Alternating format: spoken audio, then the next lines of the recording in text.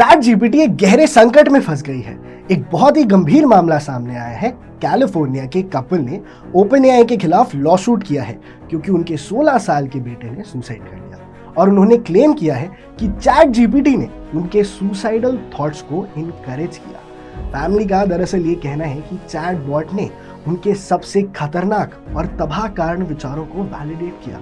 उनकी गलत थॉट्स को चैट जीपीटी ने वैलिडेट किया, जिसके बाद उन्होंने रॉन्गफुल डेथ और नेग्लिजेंस का केस भी फाइल कर दिया ओपन एआई के खिलाफ।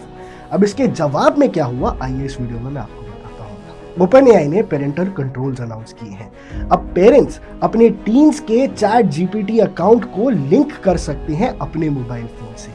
वो उनकी चैट हिस्ट्री भी देख सकते हैं और मेमोरी को डिसेबल भी कर सकते हैं। और हाँ, अगर लगता है कि बच्चा अगर सिस्टम को ही लगता है कि बच्चा क्यों डिस्ट्रेस में है, तो पेरेंट्स को तुरंत नोटिफाई भी कर दिया जाएगा। ये फीचर्स अगले महीने इंट्रोड्यूस होंगे, लेकिन ज़रूरी बात यह है कि क्या ये सेंसिटिव चैट्स को ज़्यादा पावरफुल रीजनिंग मॉडल तक रूट करने की ज़रूरत है? क्या एआई को बच्चों से बात, टीनेजर से बात करने की अनुमति मिलनी भी चाहिए कि नहीं? आइए पूरे केस को विस्तार से जानते हैं। मेटा अपनी तरफ से स्टेप्स ले रहा है। उन्होंने एआई चैटबॉट्स को टीन यूजर्स से सेल्फ हार्म, सुसाइड और ईटिंग डिसऑर्डर या फिर कोई भी इनअप्रोप्रिएट रोमांटिक टॉपिक्स पर बात करने से मना ही कर दिया है। आप ऐसी भी कोई बात मेटा एआई से करने की कोशिश करेंगे, वो आपको जवाब देगा ही नहीं और उन्हें मेंटल हेल्थ प्रोफेशनल्स के पास रेफर कर देता है। सीधा सीधा आप जाओ, मेंटल हेल्थ प्रोफेशनल से बात करो। एआई बॉट आपको कोई सलाह नहीं देगा। लेकिन इस नए अपडेट को लेकर रेन फैमिली, जिन्होंने अपना बेटा गंवाया, उनके लॉयर काफी नाराज हैं। उनका कहना है कि ये सब सिर्फ क्राइसिस मैनेजमेंट है जैसा लग रहा है और असली सोल्यूशन जो है ना, वो अभी भी इस चीज से नहीं सामने आया है। सिर्फ पेरेंट्स का अकाउंट लिंक कर देने से, और वो भी एक ऑप्शन के तौर पे ही आएगा, कोई इससे कुछ साबित नहीं होगा। इंडस्ट्री एक्सपर्ट्स भी चेतावनी दे रहे हैं। वो कहते हैं कि एआई चैटबॉट्स को इमोशनल और ह्यूमन जैसे जवाब देने की वजह से जो वल्नरेबल यूजर्स हैं वो बहुत खतरे में आ गए, उनके लिए काफी डेंजरस हो सकता है।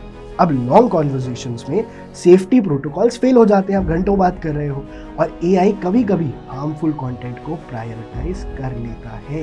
कभी कभी अगर आप लंबी बातचीत कर रहे हो अपनी एआई से, कुछ इमोशनल बातचीत कर रहे हो, तो वो गलत सलाह दे सकता है जो सेल्फ हार्मिंग भी हो। अब इंडिया में इसका क्या मतलब है, ये जो नया अपडेट आया है, इससे इंडिया में क्या फ़र्क पड़ेगा, मैं सब कुछ आपको बताता हूँ।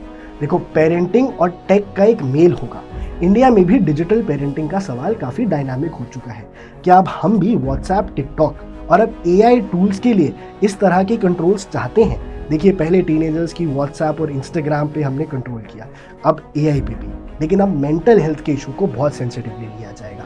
टीन्स बहुत सेंसिटिव और डिस्टर्ब स्टेज में होते हैं। अगर वो एआई से उन्मत्त जैसे जवाब पे बात कर रहे हैं, तो गाइडलाइंस और अवेयरनेस प्रोग्राम्स प्रमोट करना ज़रूरी है।